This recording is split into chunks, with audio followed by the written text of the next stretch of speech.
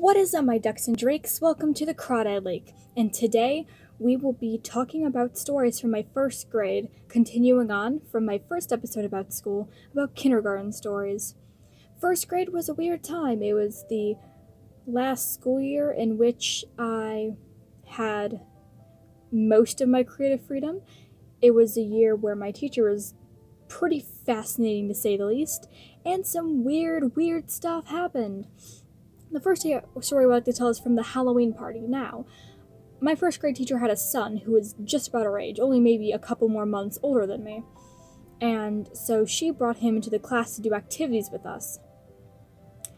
Guess who fell in love with him? Haha, me!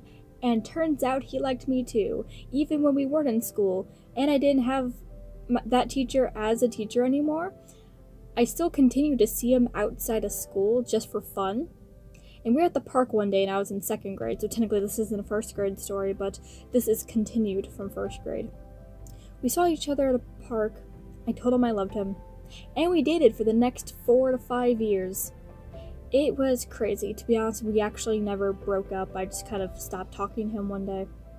Whips! So, yeah, that happened. Also in first grade, I was obsessed with Care Bears, and I still am. But when I say I was obsessed with Care Bears in first grade, I mean I was grade A obsessed. Like, you cannot go 1 second with talking with me without me bringing up Care Bears.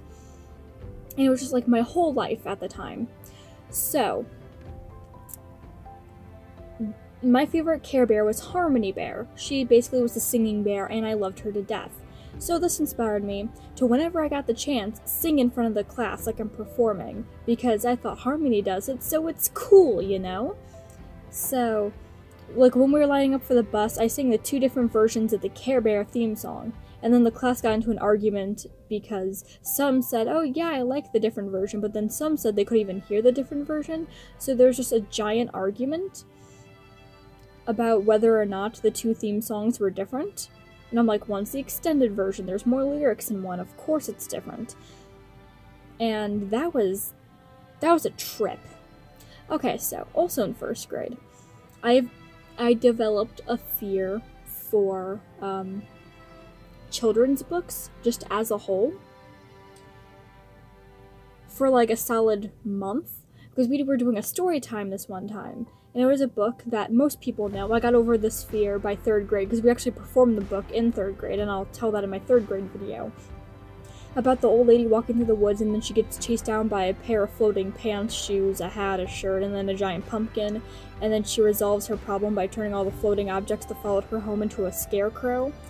I thought that all innocent books would turn out being really dark and twisted, so I just got scared of books, and I only read Biscuit books. Now, Biscuit is this very weird leveled, like very kindergarten book level, like 3 words in each page. But my first grade teacher knew that I was smart and was like, you're too smart to be reading these Biscuit books. Why don't you try this hamster instead?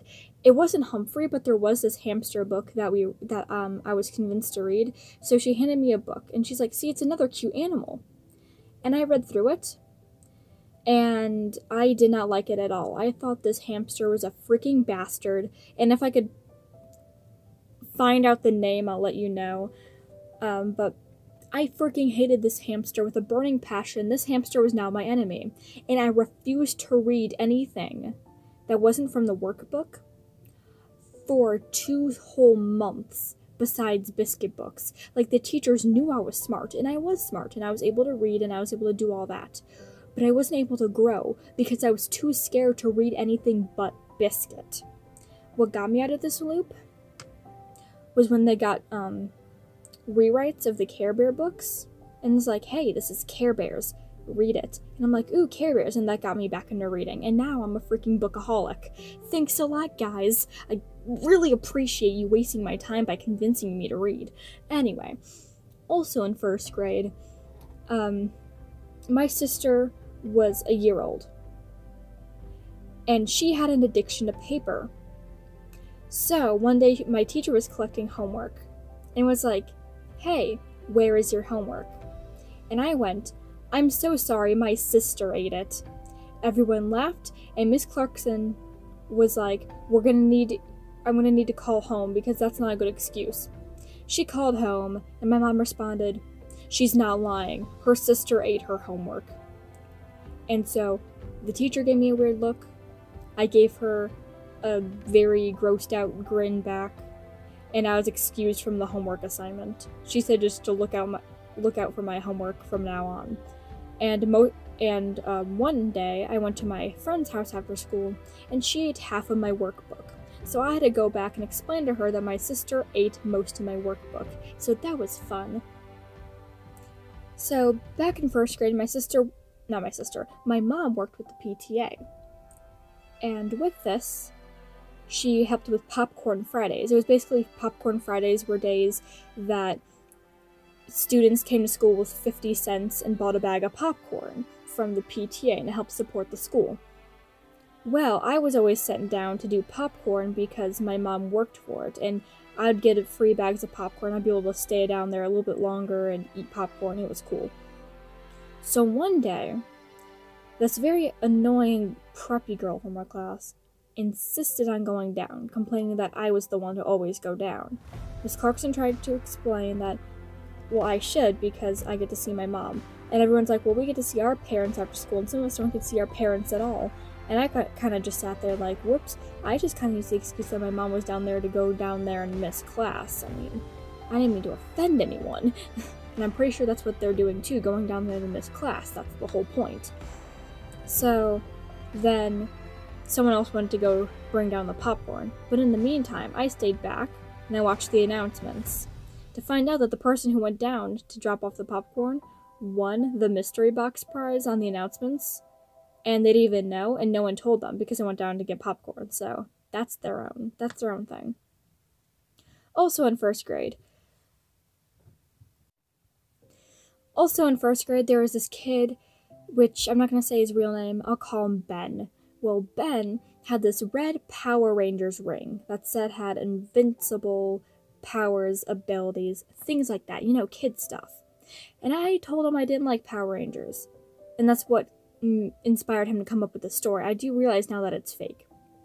But I remember that he went on and on about the powers of this ring just so that I would stop saying that I hated Power Rangers. And it worked. I got to the point where I started bargaining with him to get the ring, knowing its powers, thinking that it'd help me with school and with my singing abilities. And so, one day at lunch, we all loved the mac and cheese. I traded my mac and cheese for the ring. Turns out the ring was something I got from a birthday party package. You could get, like, 12 in a pack for $1. But I could not tell you how much I love this ring. I did not take it off at all. My mom had to pry it off my fingers for bedtime and for the bath, and one day she just got rid of it because of me refusing to wear it. Turns out, she told me she got rid of it. She didn't. I just left it at my grandparents' house, and when I went there one day and I found it in the toy bin, I flipped. Because I realized it was fake, but just the nostalgia that hit me. This was like 2 years ago, I think. Maybe I have time for one or two more stories from first grade.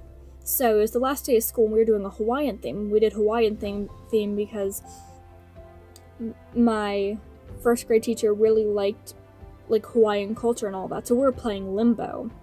And we kept, the whole year was just the tall people making fun of the people who were only 3 feet at the time, calling them short. And then my teacher was like, well, if you're short, you're gonna have an advantage. And the game ended up being tied between me and Ben, the guy with the Power Rangers ring. And I remember being like, I have the Power Rangers ring, I want to beat you. But so, while I was doing one of my final limbos, my teacher got a cramp in her hand from holding the bar for too long, and it dropped on my head. And so the kids took that as I lost, and the teacher didn't argue, so Ben won on something that I had no control over. I'm still petty to this day. I am still very, very petty to this day. One last story. Do you guys know the story of Junie B. Jones and the stinky smelly bus? Okay, think that.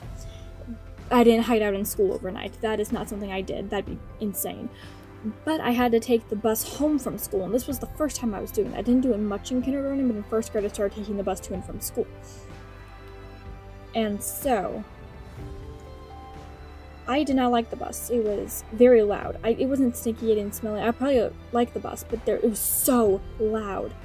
So what I did is, even on hot summer days, I wore winter earmuffs with me to the bus stop, and I put them on, since,